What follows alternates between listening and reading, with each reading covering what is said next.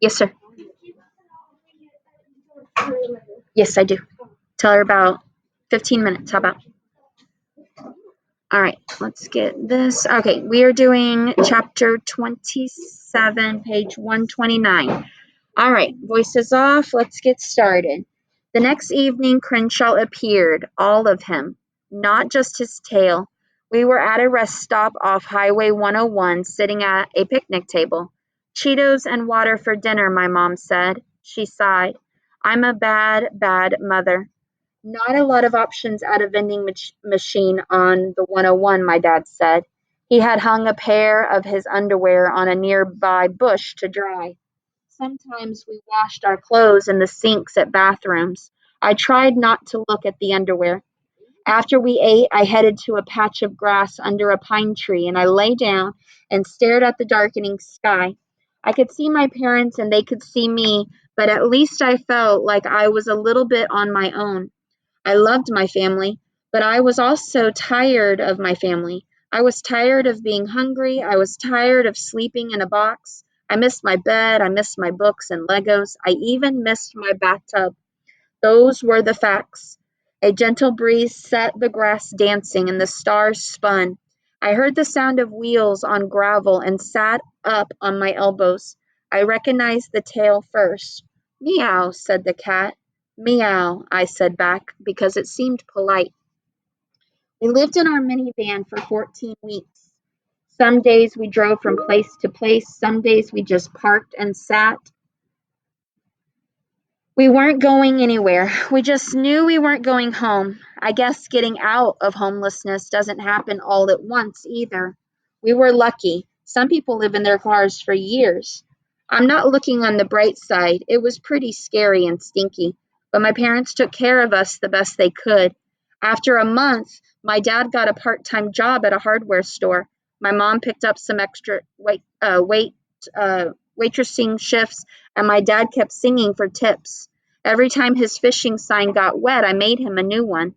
Slowly, they started saving money, bit by bit, to pay for a rental deposit on an apartment.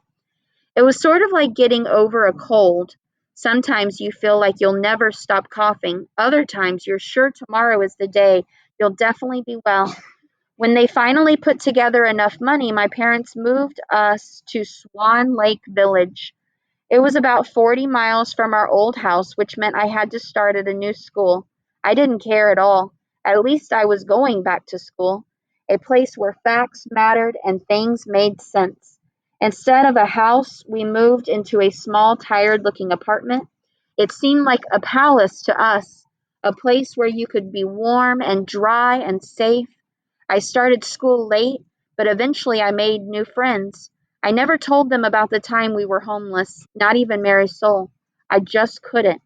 If I never talked about it, I felt like it couldn't ever happen again. Crenshaw and I didn't chat much during those weeks on the road. There was always someone around to interrupt us, but that was okay. I knew he was there and that was enough. Sometimes that's all you really need from a friend. When I think about that time, what I remember most of all is Crenshaw riding on top of our minivan. I'd stare out the window at the world blurring past, and every so often I'd catch a glimpse of his tail riding the wind like the end of a kite. I'd feel hopeful then, for a while at least, that things would get better, that maybe, just maybe, anything was possible.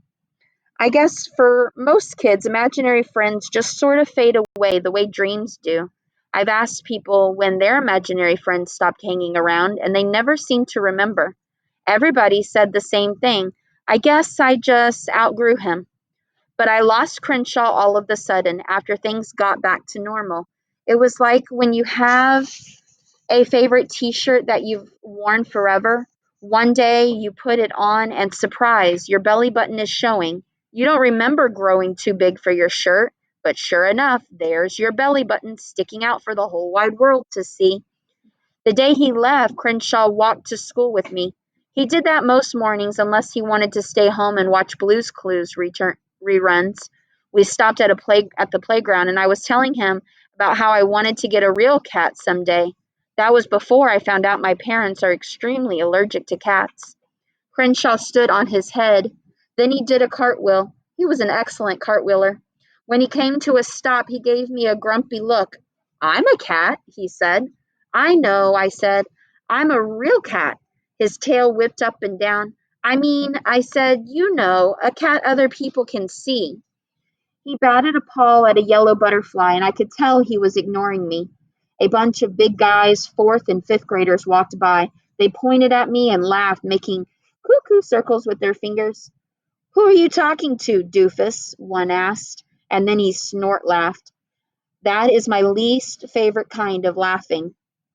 I pretended not to hear him. I knelt down and tied my shoe like it was a very important thing I had to do. My face was hot, my eyes were wet. I'd never been embarrassed about having an imaginary friend until that moment. I waited. The boys moved on. Then I heard someone else approaching. She wasn't walking, more like skip dancing.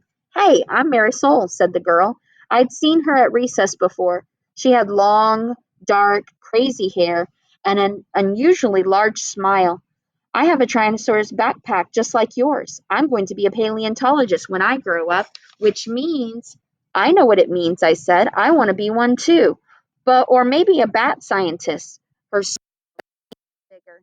I'm Jackson, I said, and I stood.